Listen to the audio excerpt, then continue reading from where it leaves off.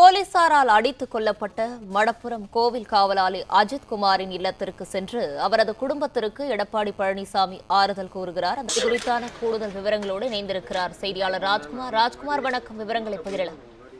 காவல்துறை விசாரணையில் அடித்துக் கொல்லப்பட்ட மடப்புரம் காவலாளி அஜித்குமார் குடும்பத்தாரை தமிழகத்தின் எதிர்க்கட்சியின் தலைவர் எடப்பாடி பழனிசாமி நேரில் சந்தித்து ஆறுதல் தெரிவித்து வருகிறார். அந்த காட்சியை தான் பார்த்து வருகிறோம்.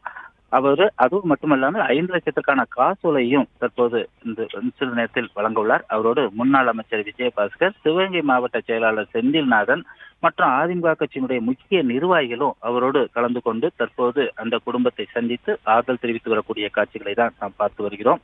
முன்னாள் முதல்வரும் எதிர்க்கட்சி தலைவருமான எடப்பாடி பழனிசாமி மக்களை காப்போம் தமிழகத்தை மீட்போம் என்ற வாசகத்தை முன்னிறுத்தி தமிழகம் முழுவதும் சுற்றுப்பயணம் செய்து வருகிறார்.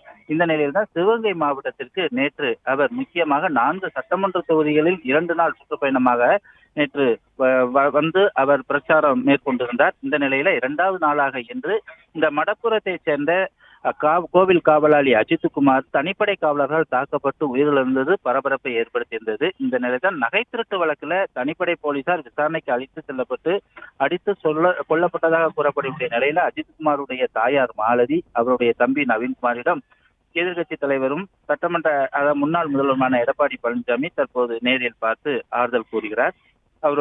அதோடு மட்டுமல்லாமல் 5 லட்சம் ரூபாய்க்கான காசோலையும் அவர் வழங்குகிறார்.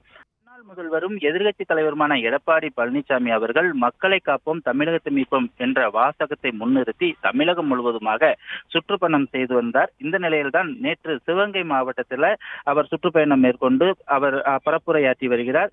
2வது நாளாக இன்று பல்வேறு நிகழ்ச்சிகளில் கலந்து கொள்ளக்கூடிய நிலையில தான் அவர் இன்று மடப்புரத்தை சேர்ந்த கோவில் காவலாளி அஜித்குமாரை தனிப்படை காவலர்கள் விசாரணைக்காக அழைத்து செல்லப்பட்டு அவர் உயிரிழந்து பரபரப்பை ஏற்படுத்தியிருந்த நிலையில அவருடைய வீட்டுக்கு தற்போது எடப்பாடி பழனிசாமி அவர்கள் சட்டமன்ற எதிர்க்கட்சி தலைவரும் முன்னாள் முதல்வருமான பழனிசாமி அவரோடு அமைச்சர்கள் முன்னாள் அமைச்சரான விஜயபாஸ்கரும் செந்தில்நாதன் மற்றும் அதிமுக கட்சி நிர்வாகிகளும் தற்போது கலந்து கொண்டு அவரது அந்த அஜித்குமாருடைய வீட்டிற்கு வருகை தந்திருக்கிறார்கள். அஜித்குமார் வீட்டில் தற்போது அஜித்குமாருடைய தாயார் மாலதி மற்றும் அவருடைய தம்பி நவீன்குமாரிடம் எடப்பாடி பழனிசாமி அவர்கள் நேரில் ஆறுதல் நேரில் சென்று பார்த்து ஆறுதல் கூறி வருகிறார்.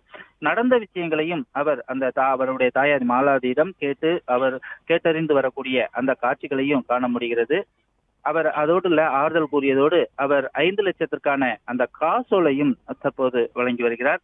அவர் ஆறுதல் கூறியது மட்டுமல்லாமல் இந்த அஜித்குமார் எவ்வாறு அழைத்து செல்லப்பட்டு எப்படி காவலர்கள் தாக்கப்பட்டார் என்பதை முழு விவரத்தையும் அவர் கேட்டு அறிந்து வருகிறார். இதன் பின்பு அவர் ஆறுதல் கூறியதோடு மட்டுமல்லாமல் அவர் அஜித்குமாரை தனிப்படை காவலர்கள் விசாரணைக்கு அழைத்து சென்று கொலை செய்யப்பட்ட இடம் உள்ளிட்ட பல்வேறு பிரச்சனைகள் சிபிஐ தற்போது விசாரித்து வரக்கூடிய நிலைமையிலும் முதல் ஆளாக குரல் கொடுத்ததும் அதிமுக தான் என்பது உள்ளிட்ட விஷயங்களையும் அவர்களிடம் எடுத்து கூறி அவர் ஆறுதல் கூறி தற்போது அவர் அந்த ஆறுதல் கூறிவிட்டு பின்பு அவர் கீழடிக்கு சென்று அங்கும் அருங்காட்சியகத்தையும் பார்வையிட இருக்கிறார். பிளே ஸ்டோர் மற்றும் ஆப் ஸ்டோரில் இருந்து பாலிமர் செயலியை QR கோடு மூலம் பதிவிறக்கம் செய்யுங்கள். செய்திகளை உடனுக்குடன் பெறுங்கள்.